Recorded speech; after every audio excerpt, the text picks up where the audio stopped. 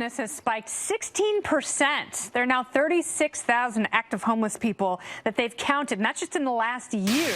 Lester says he's made a lifestyle out of advocacy. He's the co-founder of the service organization Love Beyond Walls and gained national attention when he walked to Memphis and Washington, D.C. to raise awareness about poverty.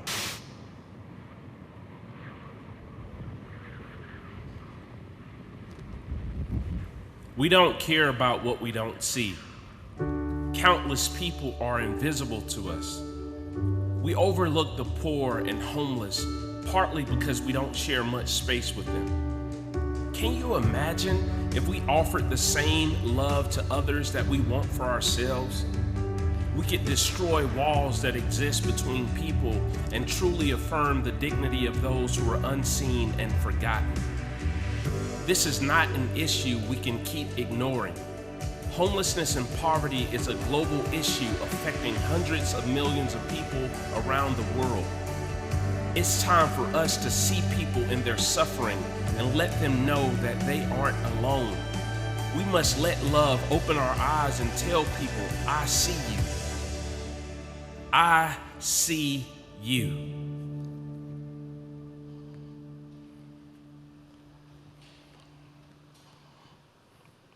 What's up, Plywood? Yeah. I'm excited to be here, and tonight I would like to dedicate my talk to my mentor, who is no longer with us. His name is Mr. Moore. Is it okay if I'm vulnerable a little bit tonight? Okay. I remember the first time that I learned the truth of this phrase: love is the absence of judgment. I was 16 and a half years old, and I was standing at a gas station. I was going to sleep in the park that night. I was standing at the gas station, and I was begging for change because I wanted to use the payphone to call my friend named Eric. I knew that if I could reach Eric, that I could possibly ask him for a meal for this evening. This guy walks over to me, and I had this baby blue box Chevy. I was standing in front of it. He comes over to me and he says, "What do you need, some change?" And I say, "Yeah, please, man, if you could spare 2 quarters, that would make my night." He gives me the 2 quarters, and I go over to the payphone. The phone rings, and Eric answers. And it's weird because it's a school night. And I'm 16 and a half years old, and I'm thinking about sleeping on a park bench this night. Eric answers the phone and says, "Hello," and I say, "Man, what's up, bro? You think your parents would allow me to eat dinner with you all? I'm going to stay in the park again tonight." He puts down the phone with hesitance because it's a school night. I hear the steps in this room on the end of the receiver. He was going to ask his father if it was okay if I could come over. He rushes back to the phone and he says, "Man, my dad said you could come over. He loves you. My family loves you." Eric puts down the phone, and I don't even remember the drive, but it was a 2-mile drive from this gas station, and I'm driving in the car, and I want you to imagine with me. The gas hand is nearing E. I don't know where I'm going to sleep comfortably. And I make it to Eric's house, and all of a sudden, I see his dad walking from the faint distance over to the car. He has a hot dog in one hand and a soccer ball in the other.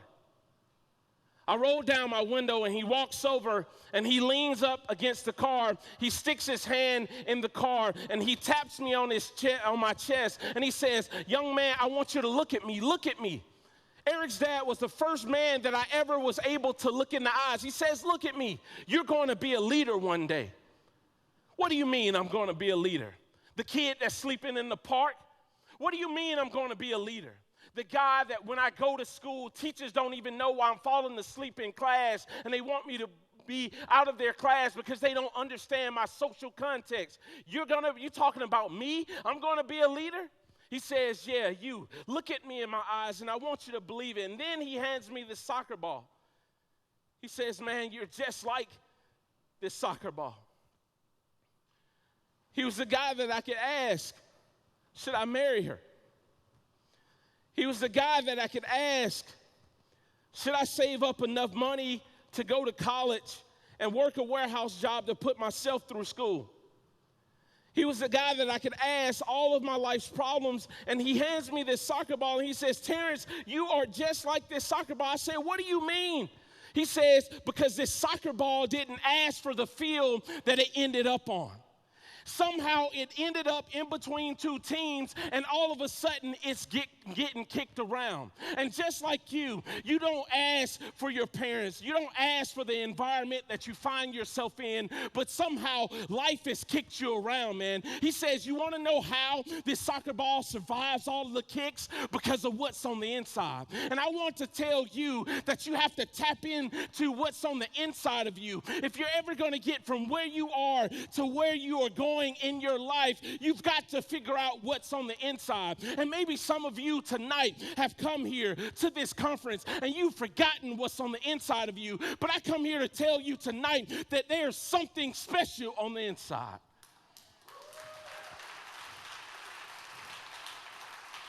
He says, man, not only does this ball survive all the kicks because of what's on the inside, he says it also survives because, turn around, Terence, turn this ball around. I turn the ball around, and it says, all made for all purpose. He says, son, you have purpose on the inside of you, and don't you ever forget it. And some of us in life, we get kicked around so much that we get distracted, and when we get distracted, we forget that we have a purpose.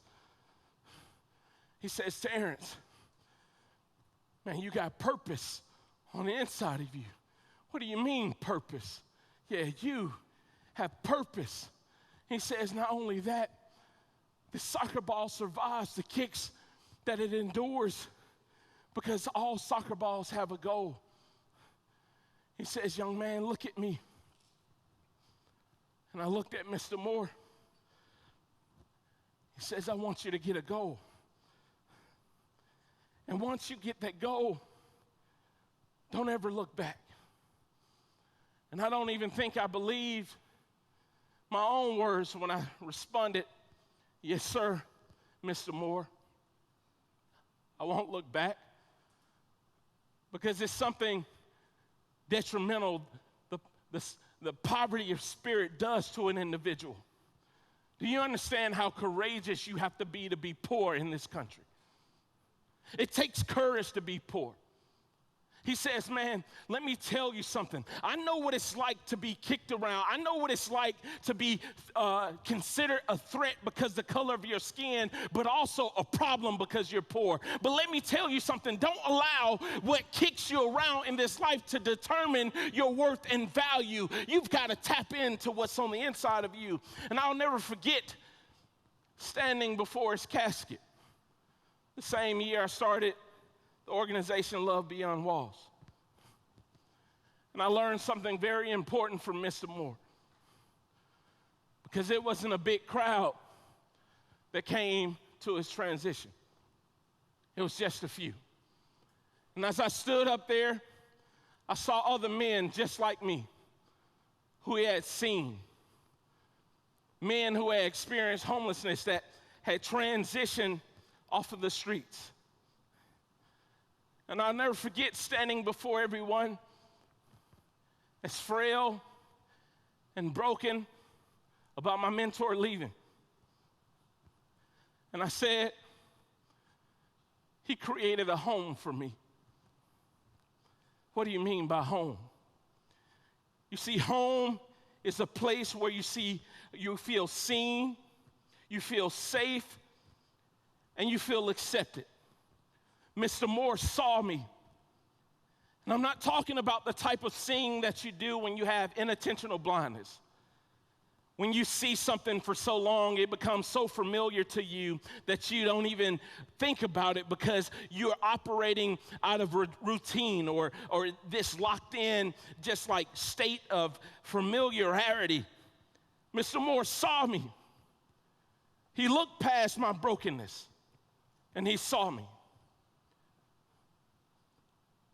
I've learned from him that home isn't just about a physical location. Home has much more to do with where you are invited into a community. If we define home in terms of acceptance, how many people who are living on the streets really have a home? Because when you are living on the streets and you're begging for money and you don't know where you're going to stay at night, how many people who are living on the streets can really say, I feel fully accepted? You see, home is more about how people receive you and how people see you and all of your you-ness. Home is about not having mean mugs and cold stares at people who don't live in the same zip code as you. Home is a place where you can walk up to somebody and say, I see you and all of your humanity, and I want to affirm the very dignity that you have on the inside of you because you were created and you have dignity. You see, I learned what value really means. That when you value something, that means that you're going to be proximate to what you value. And let me ask you something. Do you think that our country right now, in the state that is in, is designed to value people who are living on the margins? Let me ask you something. Do you think this? Because if we're really honest, we'll say and agree with this statement that proximity changes everything. What do you mean? I was a high school dropout and proximity changed my life. I was an ex-gang member and proximity changed my life. I was somebody who was thinking about dreaming about creating ideas so other people in this world who walked in my shoes can be seen as valued and accepted. And I found a Plywood community that said, yeah, young man, go and dream, go and create, go and innovate, go and do whatever it is you have to do to build more empathy in this world. Because proximity changes everything. And I tell you, man, when I changed my life, because somebody chose to see me. And when you see someone, you'll automatically affirm their dignity and give them a reason to live. I remember when I saw Kurt living behind this building. There's trash everywhere. And I pull up, and I had been forging a relationship with him for 3 months. The very first time Kurt tells me his story, it's over breakfast. We're eating, and I say, Kurt, man, like, bro, like, I could take you to a comfortable shelter. I could make some contacts for you, and I could get you somewhere safe. And he looks at me. He asks me something. He says, what do you want from me? He says, 4 years ago, I was driving in my car. I was in an accident. I lost both my wife and my daughter.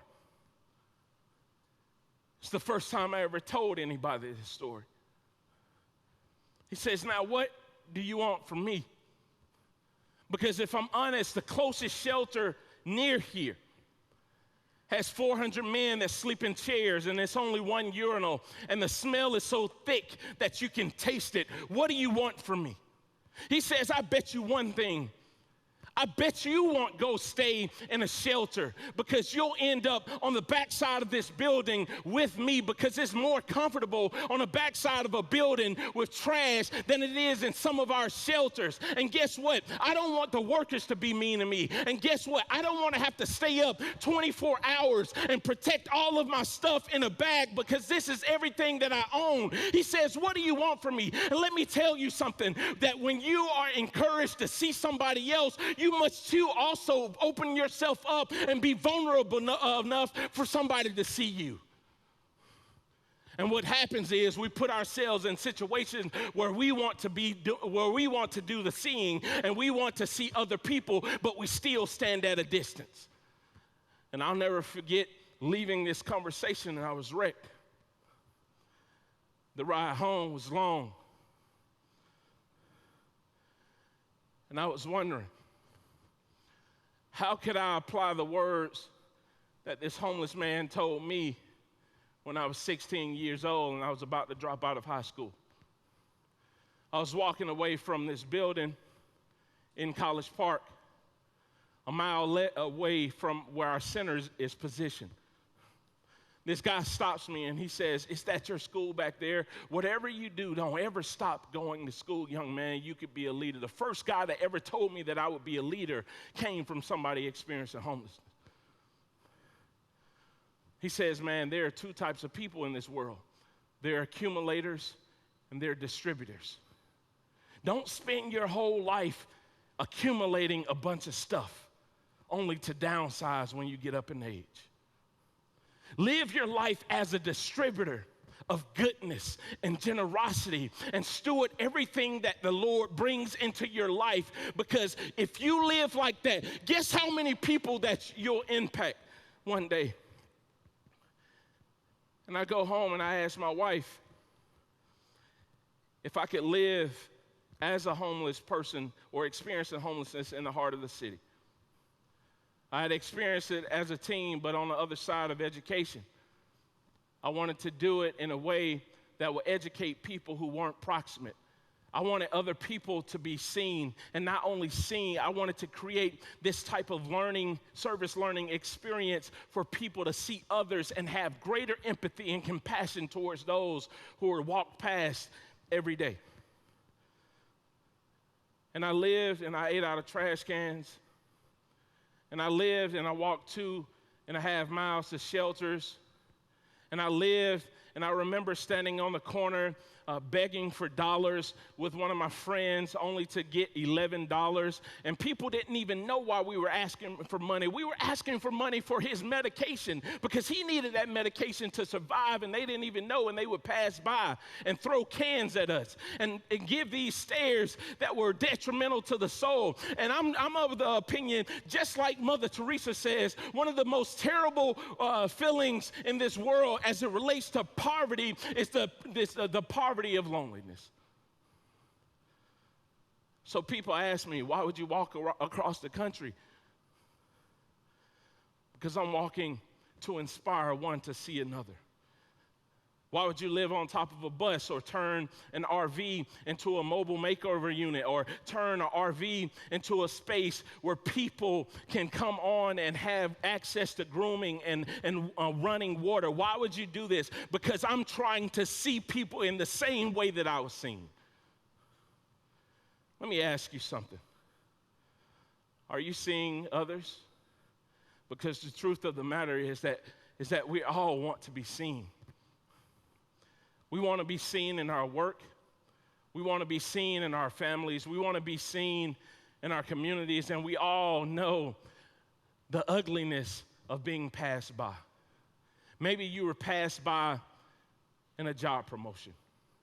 Maybe you were passed by because somebody didn't like something that you did and they never communicated to you. Maybe you were passed by because you grew up in a broken family and you're trying to gather all of the pieces that you can to put something together to create something beautiful. Let me tell you, when you are really seen, being seen means that your existence, your humanity, and your worth are fully acknowledged without any judgment or pretense. Because as I said earlier, the most terrible poverty is loneliness and the feeling of being unloved. So we see the young man standing at the stoplight selling bottles of water. Bottles of water. So his entire family can stay in an extended stay. We see the lady who flees from domestic violence only to give it all up to experience homelessness. We see Johnny, and the only thing that he was lacking was a community and grooming. And now Johnny is staying in Tennessee in his own apartment. Why? Because we specialize in seeing people. I want to see the person who's broken. I want to see the misfit. I want to see the overlooked. I want to see the person who's not accepted into the community. Because if you show me that person can become whatever it is that they want to become. Because you don't become what people want you to become. You can become what they encourage you to become.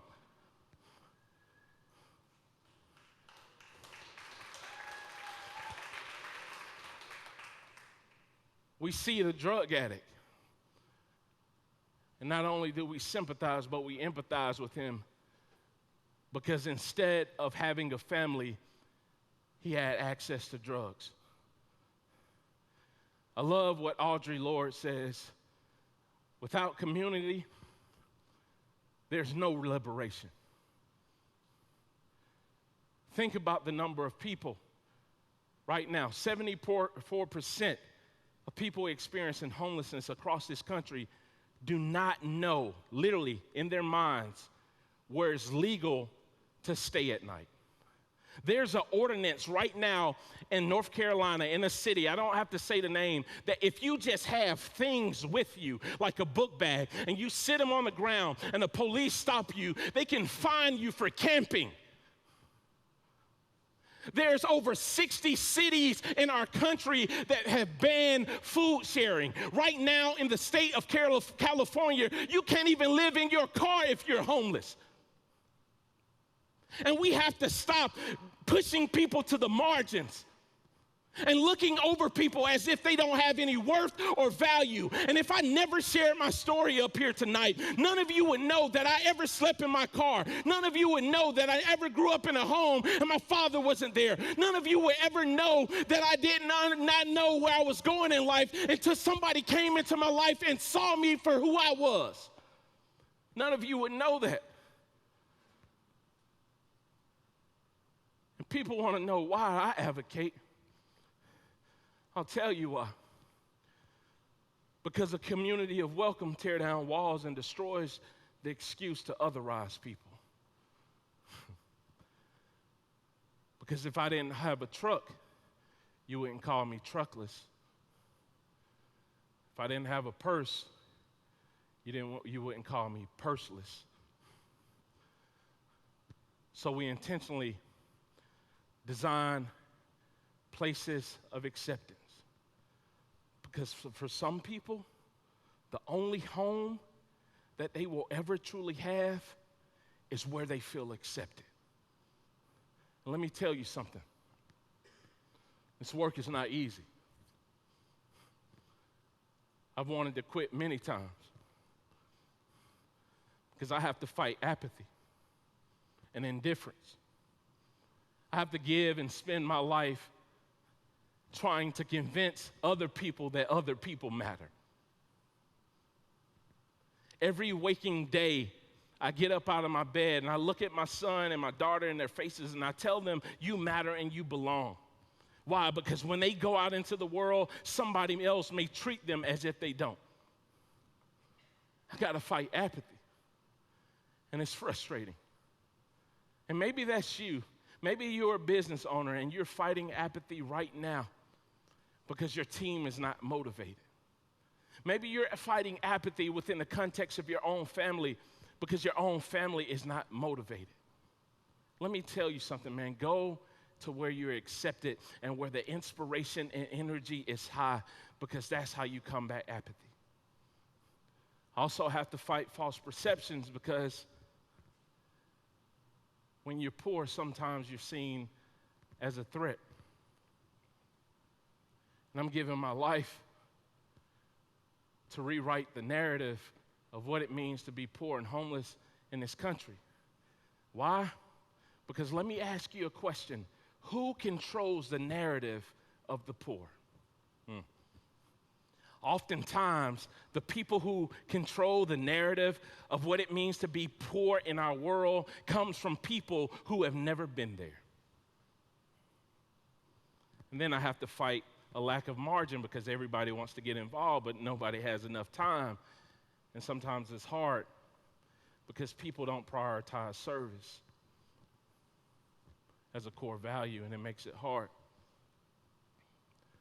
I'll never forget having this person come over to me, and they said, Terence, like, what is it really like to experience homelessness?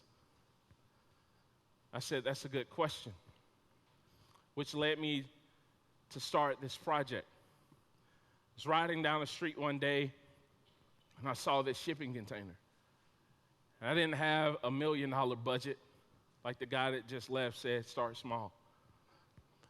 I said, what if I could turn this shipping container into a museum that would literally strip the microphone from people, secondhand sources, and put the microphone into the hands of the people who actually go through the suffering, as a way of educating those who have a distance of understanding.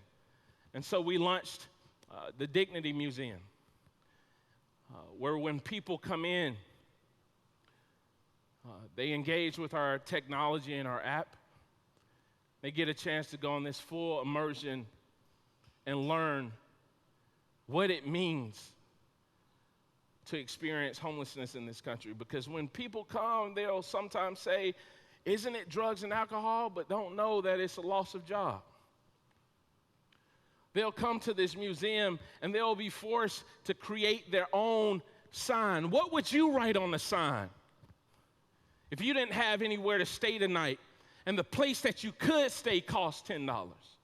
What would you write on the sign if you're outside with your child and you have to choose, do I spend this $10 on a shelter or to have access to somewhere safe to stay, or do I purchase a meal for the person that I'm responsible for? What would you write on the sign? And people come in and they sit and reflect and they realize that there's no them and us, there's only us. I'll say that again for the people in the back. There's no them and us, there's only us. So we see Virgil, who only needed a pair of work boots to start his job. And we see Chris, who's a veteran who served our country but couldn't get his benefits. And now Chris now has his own apartment. We see Mark, the person who was working in corporate America and he lost his job, and we met him behind our building trying to find lunch in the back of our building in a dumpster. And now he's back in corporate America with his own place because we see people. Let me tell you something.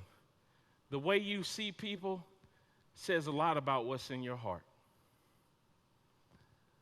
The way that you see people says a lot about what's in your heart. How do you see people? No, literally. How do you see people? And most of you are asking, like, Terence, what do I do? Where do I start to see people? The first thing I want to tell you, man, is you've got to create margin to see.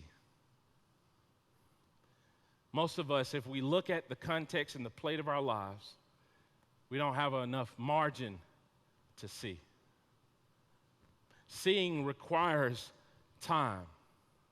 It requires you creating a space in your life where this becomes a rhythm of seeing, because seeing is a lifestyle. Service is a lifestyle, not an event.